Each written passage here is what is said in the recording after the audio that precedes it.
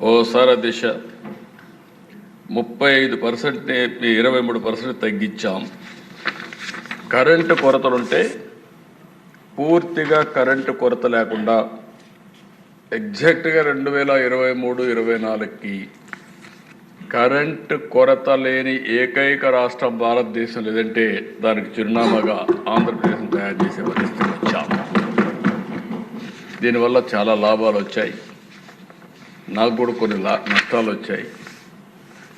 ఎందుకంటే first time ఒక మంచి పని చేసిన దానికి నేను రిఫార్మ్స్ తీసుకొచ్చాను కాబట్టి ఆ రోజు వచ్చినటువంటి ఈ పవర్ సెక్టర్లో మార్పులు ప్రజలు సరిగా అర్థం చేసుకోలేకపోయారు. కాబట్టి 2004లో తెలుగుదేశం పార్టీ ఓడిపోవడానికి ఒక కారణం ఈ రిఫార్మ్స్ కూడా అని చెప్పి మీకు తెలియదు. రిఫార్మ్స్ అని నేను అన్నా, కానీ ఆ వచ్చిన ఇబ్బందులను అధిగమించడంలో కొంత సమయం కావాలి. ఆ సమయం లేని వల్ల కొంత ఇబ్బంది పడ్డాం. ప్రతిపక్షాలు దాన్ని అడ్వాంటేజ్ తీసుకున్నారు.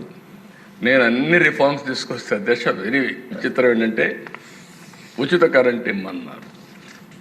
కానీ అప్పటికే స్లాబ్ రేట్ ఉంది. ఈ దేశంలో మీరు ఒకటి గుర్తుపెట్టుకోవాలి, మొట్టమొదటిసారిగా మామూలుగా యూనిట్కి ఇంతనే వ్యవసాయానికి కరెంటు వసూలు చేసే పరిస్థితి నుంచి తెలుగుదేశం పార్టీ వచ్చిన తర్వాత మా నాయకుడు ఎన్టీఆర్ రామారావు గారు స్లాబ్ రేట్ ఇచ్చి రైతులను ఆదుకున్న పార్టీ మొట్టమొదటిసారిగా భారతదేశంలో ఆంధ్రప్రదేశ్ రాష్ట్రం 50 రూపాయలు హెచ్పీకి పెట్టి అవన్నీ మాఫీ చేయమంటే చేయలేకపోయాం.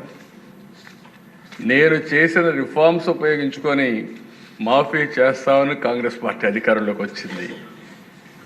వస్తే వచ్చారు, ఏం చేశారని చూసిన తర్వాత చాలా భయంకరంగా మనం ఒకసారి చూస్తే 2004-14 సర్ప్లస్ కరెంట్ వచ్చింది, రిఫార్మ్స్ అమలైనాయి, అన్ని రంగాల్లో బ్రహ్మాండంగా జరిగింది.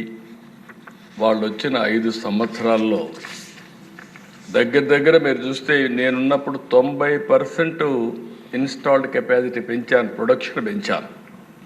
5,634 మెగావాట్ల నుంచి 10,695 మెగావాట్లకు పెంచాం. వీళ్ళొచ్చి 56% అంటే ఒక 5-6 వేల మెగావాట్లు పెంచారు. పిఎల్ఎఫ్ ప్లాంట్ లోడ్ ఫ్యాక్టర్ నాకు విజయవాడ ఎప్పుడూ జ్ఞాపకం. విజయవాడ పవర్ ప్లాంట్ ఎప్పుడు 95%. ఈవెన్ గవర్నమెంట్ ఆఫ్ ఇండియా కూడా ఏవి కూడా అంత ఎఫిషియెంట్గా పనిచేసిన సందర్భాలు లేవు. ప్రైవేట్ వాళ్ళు కూడా చేయలేదు. అంత ఎఫిషియెంట్గా పనిచేస్తే 86% పిఎల్ఎఫ్ ప్లాంట్ లోడ్ ఫ్యాక్టర్ ఉంటే కాంగ్రెస్ వస్తానే అది 78%కి తగ్గిపోయే పరిస్థితి వచ్చింది.